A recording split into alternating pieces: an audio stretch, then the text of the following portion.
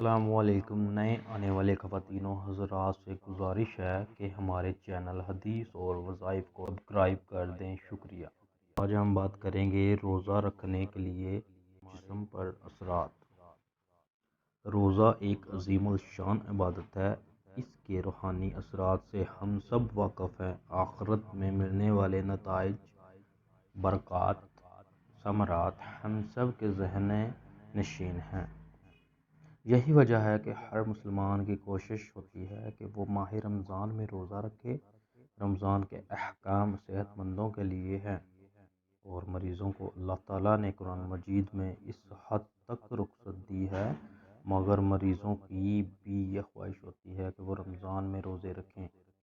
اللہ رب العزت نے رمضان میں روزے، سحری، افطار، تراویح، قیام اللیل اور اعتکاف کے جو احکام دیے ہیں، ان کے نہ صرف روحانی اثرات ہیں بلکہ ان کے طبی اثرات بھی ہیں۔ میڈیکل سائنس جون ترقی کر رہی ہے۔ یہ بات عیاں ہوتی جا رہی ہے کہ روزے کے طبی اثرات بھی عظیم الشان ہیں۔ پہلے یہ غلط فہمی عام تھی کہ روزہ رکھنے سے جسمانی کمزوری واقع ہوتی ہے یا اعصاب کمزور ہو جاتے ہیں یا جسم کو کوئی ایسی کمزوری لاحق ہوتی ہے جو نقصان پہنچاتی ہے۔ سائنسی تحقیق نے ثابت کیا ہے کہ روزہ رکھنے سے ایسی کوئی کمزوری واقع نہیں ہوتی، بلکہ حیرت انگیز طور پر جسم کو توانائی حاصل ہوتی ہے۔ توانائی کے دوسرے ذریعے پیدا ہوتے ہیں جو اپنا کام انجام دینا شروع کرتے ہیں۔ در حقیقت روزہ رکھنا انسانی جسم کے لیے توانائی کا باعث بنتا ہے۔ یہی وجہ ہے کہ آج پوری دنیا میں روزے پر تحقیق ہو رہی ہے۔ مختلف بیماریوں میں روزے کو بطور ایک طریقہ علاج استعمال کیا جا رہا ہے، جن میں لوگ کمزور ہو جاتے ہیں، خواہ وہ آنتوں کی بیماری ہو یا سانس کی یا دل و دماغ کی بیماری ہو یا شرانوں کی۔ تحقیق نے ثابت کیا ہے کہ روزہ خود ایک طریقہ علاج ہے۔ روزہ رکھنے سے انسانی جسم میں گلوکوز کی سطح گر جاتی ہے۔ جسم کو گلوکوز کی متواتر ضرورت ہوتی ہے اور جب جسم کو یہ باہر سے نہیں ملتا تو جسم اپنے اندر از خود گلوکوز بنانا شروع کر دیتا ہے۔ جسم کے اندر محفوظ چربی، کاربوہائیڈریٹ اور پروٹین گلوکوز میں تبدیل ہونا شروع ہو جاتے ہیں۔ جسم کے اندر میٹابولزم کا عمل ہونا شروع ہو جاتا ہے۔ جسم گلوکوز میٹابولزم جمع کرنا شروع کر دیتا ہے۔ لیکن جن لوگوں کے خون میں شوگر کی مقدار زیادہ ہوتی ہے، روزے سے ان میں شوگر کی سطح کم ہوتی ہے۔ اس کے نتیجے میں جسم کے اندر شوگر کی سطح متوازن ہو کر نارمل ہو جاتی ہے۔ روزے کے نتیجے میں دوسری تبدیلی یہ ہوتی ہے کہ بلڈ پریشر کم ہونا شروع ہو جاتا ہے۔ بلڈ پریشر کو قابو میں رکھنے کے لیے پانی چاہیے ہوتا ہے۔ جب جسم کو 2-4 گھنٹے پانی نہیں ملتا تو اس کے بلڈ پریشر میں کمی آنا شروع ہو جاتی ہے۔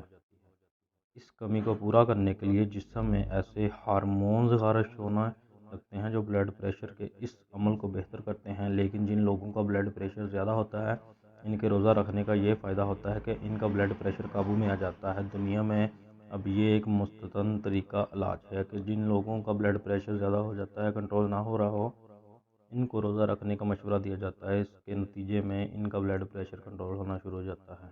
انسانی جسم میں تیسری بڑی تبدیلی چربی کی سطح میں رونما ہوتی ہے۔ جسم میں محفوظ چربی عموماً استعمال نہیں ہو رہی ہوتی، کیونکہ انسان مطلوبہ توانائی اپنی غذا سے حاصل کر رہا ہوتا ہے۔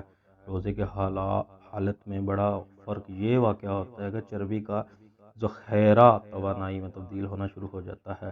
چنانچہ جسم کے اندر چربی کم ہونا شروع ہو جاتی ہے اور کولیسٹرول کم ہونے لگتا ہے۔ ہم جانتے ہیں کہ چربی انسانی جسم کے اندر بیماریاں پیدا کرتی ہے۔ چربی سے جسم میں کولیسٹرول بڑھتا ہے، موٹاپا بڑھتا ہے، خون کی نالیاں سکڑ جاتی ہیں۔ یہ روزے کے اثرات ہی ہیں جن کی وجہ سے چربی پگھلتی ہے، کولیسٹرول کم ہو جاتا ہے اور زائد چربی کے نتیجے میں ہونے والے نقصانات سے بھی بچا جا سکتا ہے۔ سائنسی تحقیق نے ثابت کیا ہے کہ روزہ رکھنے سے جسم میں زہریلے مادے ختم ہونے کا عمل شروع ہو جاتا ہے۔ جسم میں طرح طرح کے مادے پیدا ہوتے ہیں جن میں بعض زہریلے بھی ہوتے ہیں۔ روزے کے نتیجے میں جسم کا پورا میٹابولزم تبدیل ہو کر ایک مختلف شکل میں آ جاتا ہے۔